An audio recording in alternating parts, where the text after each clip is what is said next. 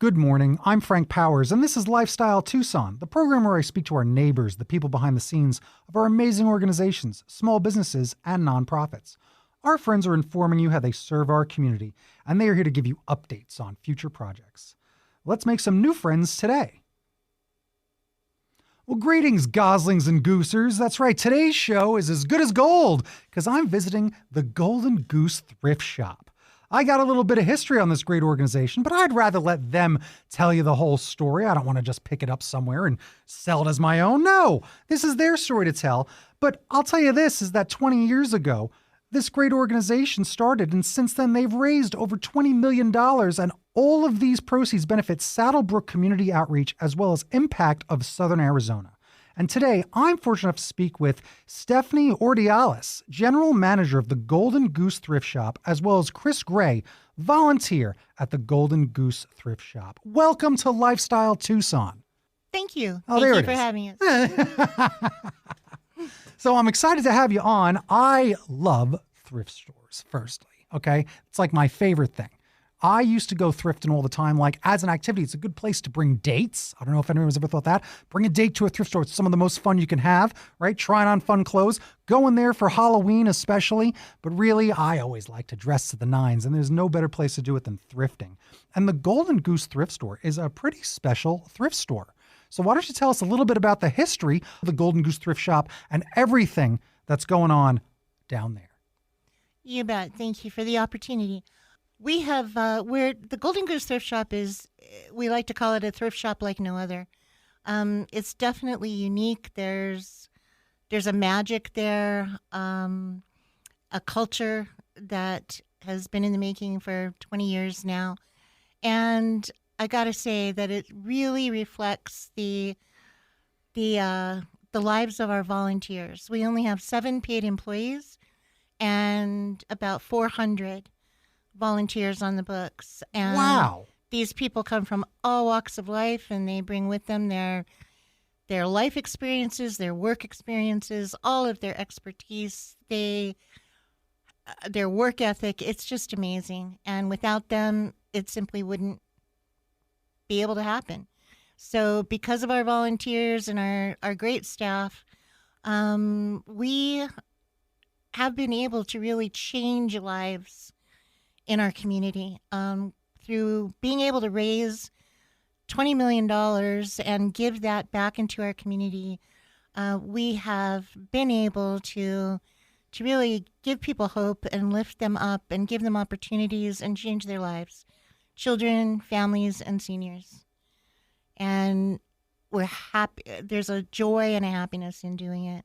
Well, I always tell people that volunteering is one of the most rewarding things you can do. All right. If you can't donate money, you donate your time, because time is money. Time is money, and more than money. It is probably the most valuable thing that you can give. And we are proof of that.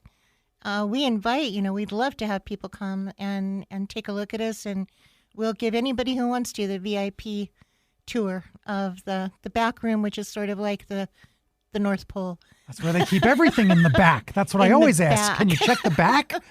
There's always something back there hiding. Right. So that's what's really great. And we have a great volunteer. So why don't we get a little info from Chris? Chris, tell me a little bit about how much the volunteering has helped you and what it's done for you in your life. Well, it's just a pleasure to give back. I've had a great run pre-retirement. I was a commercial photographer and videographer. I was also a born collector. So all of my life I've collected stuff, I've looked at stuff, I've created stuff, and I get to plow through boxes of stuff in the back. I curate the record collection. I work on bric-a-brac, basically. Yeah, I love bric-a-brac. Well, tchotchkes. Tchotchkes. We're really big on tchotchkes. And gewgaws, too. Oh, you need some of that. Don't forget gewgaws. Doodads. Oh, we got a whole department. So really, I'm there. I just have a great time. That's it. So that sounds fun, because again, just getting to go through record collections like that and look through all that stuff, you find some of that gold as well that if you might keep for yourself. What type of stuff did you like collecting, or do you still like collecting? Well, I collect sort of. Yeah. I had a comic book collection that started when I was 10, That's what I was hoping to hear. and I got some really good money for that. Yeah. I had a movie poster collection that I started when I was 13, Wow. and that worked out really well. And I had a record collection that I started in 1958 when I was 8 years old. So that was my pride and joy, and I take that knowledge and apply it to what we see coming through at the Goose. And we found some really, really neat stuff. For example, there was a Miles Davis album, A Kind of Blue. I think it was 1956. Mm-hmm. It was the mono recording. It was the first pressing, and it was in really good condition.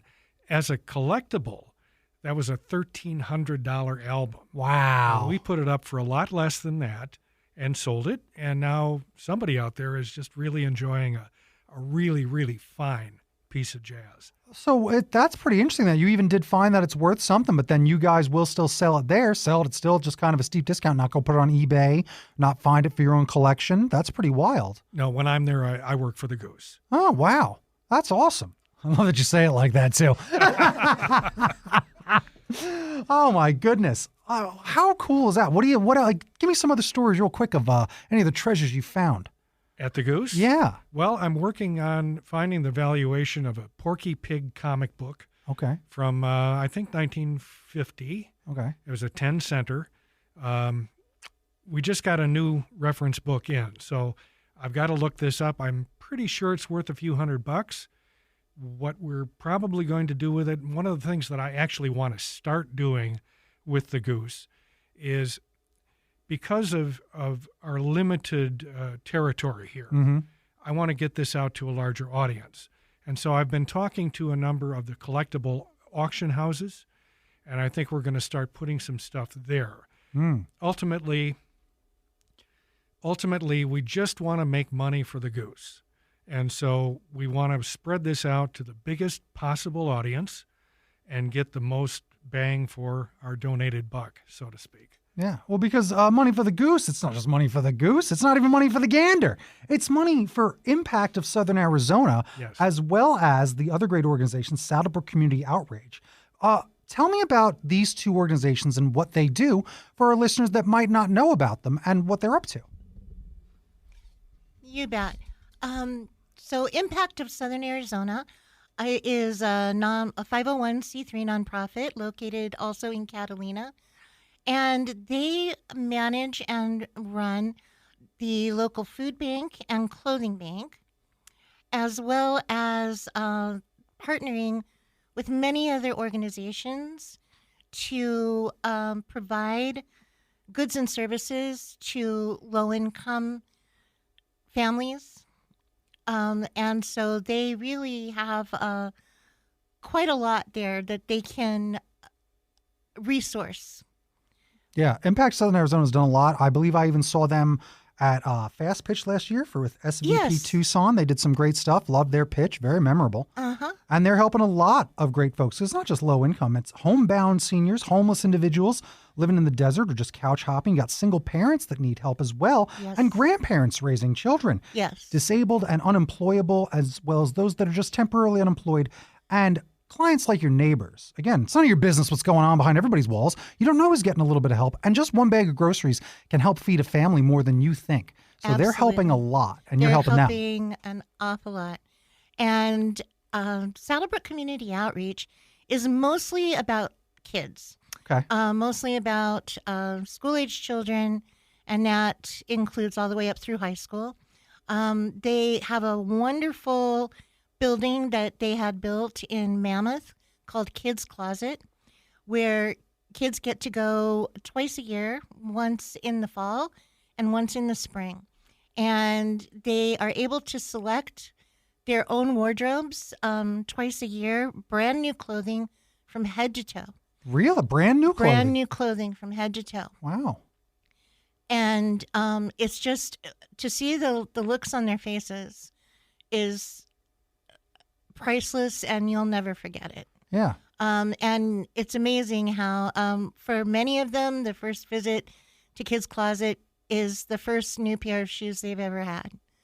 And that's how that started. There was a teacher in the elementary schools in Mammoth who noticed that a family of 3 children, one child would come every 3 days. And the reason that that was happening was because they were sharing one pair of shoes. And so from that, Kids Closet was created. And now they clothe over 4,000 children twice a year with brand new wardrobes head to toe. That is absolutely incredible work. Yes. Because really, one of the very first episodes I did of this show, I learned about shoeless children, like the concept of sneakers and socks and how important it is because kids grow fast. So those things, they outgrow them so quick, and parents can't afford them. Like, shoes are expensive and sneakers are expensive, especially good ones. Yes. And that's the thing. And they don't last. That's why it's hard to find secondhand. You don't find secondhand Chuck Taylors. They don't last. Right. Right. And that's the thing about it. But that broke my heart the most because, again, this is a country that says you got to pick yourself up by your bootstraps. Well, how are you supposed to do that when you can't afford the boots? Exactly. You know, and especially when you're a child. Yes. Walking to school in the snow, uphill both ways still. And it just, it affects their self-esteem so impactfully. And that just trickles down into every other aspect of their lives. Mm-hmm. And then for the older kids, up through junior high and high school, they have what's called Teen Closet, where the kids go with a mentor and they get to go shopping at Ross, at Target, and pick out their wardrobes again. They can do that twice a year. And in exchange for that, they volunteer in the community. Wow. And they also outreach offers amazing scholarships. Believe that they are 1 and 2 year scholarships initially, but we have a remarkable story about a young man who worked actually as a volunteer in the Goose in the clothing department and with dreams of becoming a designer. And he had been a part of the Kids Closet program all through his young life and on through high school and into adulthood, was a recipient of the scholarships, and he is now a designer in New York City. Wow. And those are the kinds of life-changing experiences and material things that are able to come to these families through the revenue generation at the Golden Goose. That's incredible. Again, a lot of the times we talk about, you see how many, I don't know about you, but I have a lot of my friends have recently had kids, and boy, these kids are more spoiled than any kids I've ever seen just because of the amount of stuff. Speaking of stuff, right? And then unfortunately, I see these parents and they're just so overwhelmed, it gets tossed out. It doesn't get recycled, doesn't get taken to the thrift stores. Right? I'm also from Long Island where it's insane. The waste out there is insane. We used to make fun of it. We'd go picking through the garbages on certain garbage nights. You go to certain towns, and they're throwing out a brand new Nordic track. They're throwing out exercise equipment nonstop. They're throwing out all this brand new furniture, and that exists in certain areas. And then in other areas, they're impoverished. And boy, if we could just get some of these items to these areas where people just need it, especially things like sneakers and clothes like that, it really does make a difference. And what you're doing does make a difference. But the fact that you're a thrift store and it's not like you're recycling these clothes for the kids. The fact they're getting taken at Target, the fact you're just making this business happen and just using the money so that they can actually just get brand new stuff.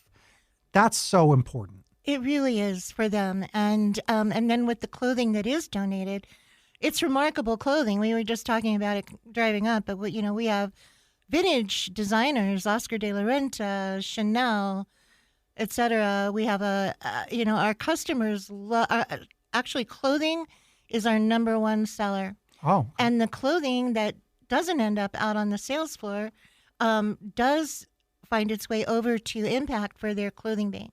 So Nice. There is no waste. And we're very proud of the green nature of our business. It's one of the things that we hold in high esteem. And so we're very careful about our footprint. And we're able to help with that because things like prescription glasses that come in, those are separated out and taken to the Lions Club. and then they are repurposed. I never even thought about that. Yeah, American flags. We give those to the elks, and because there's a way that those need to be disposed of properly, and they do that for us. Also, things that are brought to us or that we pick up with our truck, sometimes they're, for whatever reason, don't end up out on the sales floor. So we have an area out to the east of us where we will place these items, and invariably someone comes along and picks them up. They don't end up in the landfill. So we have many different ways. We also have a recycle bin that's as big as our trash bin. So we really make an effort to lower the impact of what you are talking about, which is excessive amounts Waste. of things. Yeah, that's right. Again, we're talking about stuff. George Carlin used to have a whole thing about stuff, right? We love our stuff, but that's the problem with stuff. There's just so much of this stuff. Yeah. So, and I'll tell you, if you've got an excess amount of stuff, well, I'll tell you where you can bring it. You can bring it to 15970 North Oracle Road in Catalina, Arizona, 85739. Shop hours are Tuesday through Friday, 10 a.m. to 2 p.m., Saturday, 9 a.m. to 2 p.m. Getting out of work early. I like the way you do it. Donation hours are 8 to 2 on Monday through Saturday. And then you got Moonlight Madness every third Friday of the month, 4 p.m. to 6 p.m. Come hang out late at night. Get some of those sweet deals under the moon. So that's a really, really, really fun thing. There's your schedule of stuff that's going on. But do you have fun events and different things? I believe there was just a limerick contest around Valentine's Day. How did that go? I'm going to hand that over to the Limerick Master. Limerick Master. Is it Herschel?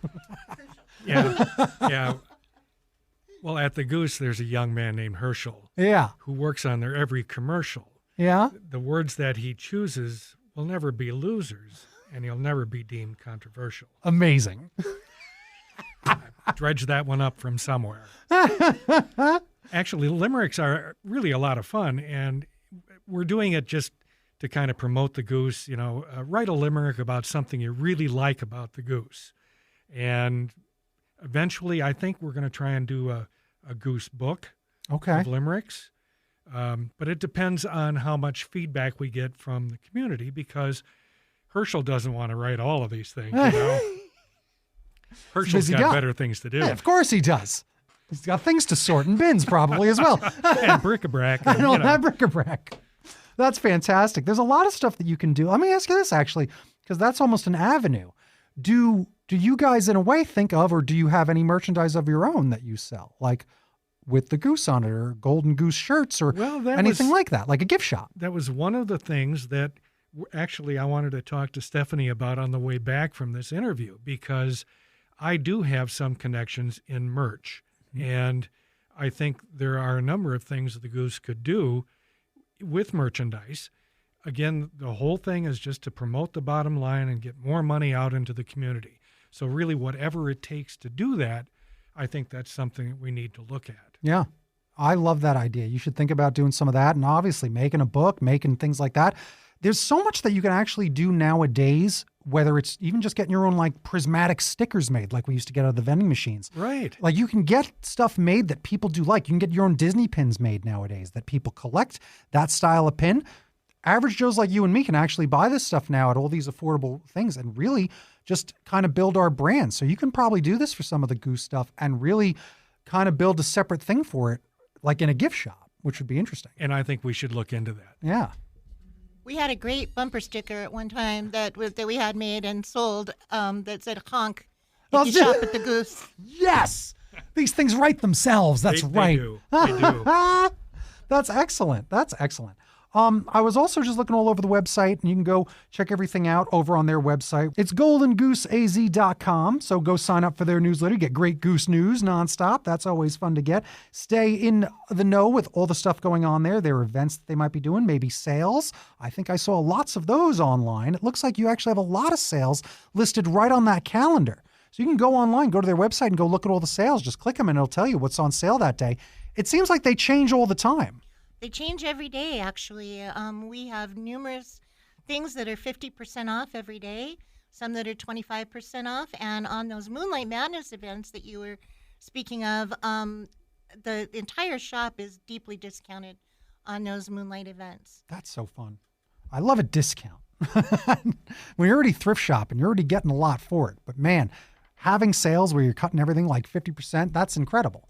Like that's a wild thing to do, where you have so many opportunities to just go save money, recycle, maybe buy some gifts, because on the website, you got a lot of accolades, right? From the Arizona Daily Star as well, that you're not just Tucson's favorite thrift shop, you're also like the best antique store. You got that accolade as well. That's huge. Right. We were so proud of we have many awards that have been that we've been honored with over the years, and we're just so proud of them. We can't tell you how much, and it's all because of our customers and volunteers, and they love who we are. They love what we do. They love why we do it, and they are definitely part of the Golden Goose magic. Wouldn't happen without everyone who's involved, and our generous donors as well. Yeah. Let's spread some more magic, because if you're looking for new members and volunteers, let's get you involved. How can people get involved with the Golden Goose Thrift Shop? New volunteer orientation is the third Monday of every month at 3 p.m. There's a phone number you can call, 520-825-9101. What information might people find if they call this phone number? Well, they're gonna speak to a human being. Good. And they can really ask any questions they like. We welcome anybody who would love to just be a part of the Goose family. There are no requirements involved, no set amount of time that you have to be able to give. We just appreciate anything that you can bring to our family, and then you become a member of the Goose family, and it'll really change your life. So many of our volunteers find that their lives are so enriched by their volunteering. They come sometimes because they're lonely. They come because they've had a big life change, or because they feel that they really need to continue to have a purpose. And I'll tell you, everyone there is smiling. Yeah. And laughing and loving and hugging. Yeah. It even says that. Like, come see what all the smiles are all about here at the Golden Goose. And I always talk about the benefit of volunteering and not trying to do things on your own. You're trying to, whether it's start a podcast or a game show or something, there's that sort of thing.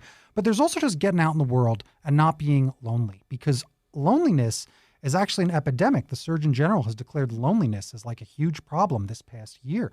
And it's true, because I'm the guy that watches my friends. I see some of my friends, and I've grown up. I'm still out in the world as a community guy, and I've watched a lot of them turn into hermits. And now in our 40s, they're having tough times making friends, and they're having tough times. Their friends have moved on to other things, and they don't know what to do with themselves. And I'm like, you need to go volunteer somewhere. You need to just go get out of the house, go do something.